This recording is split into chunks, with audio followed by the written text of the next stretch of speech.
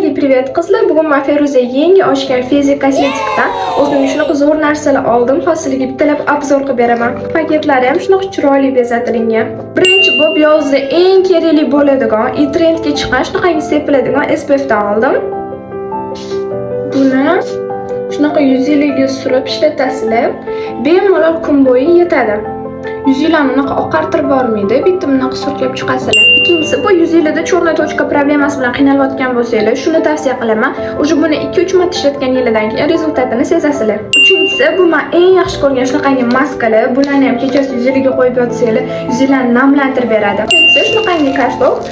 Men eng yaxshi ko'rgan narsam, rosa ko'p kashloqlarni alishtirishni yaxshi ko'raman, sumkalarni ayniqsa.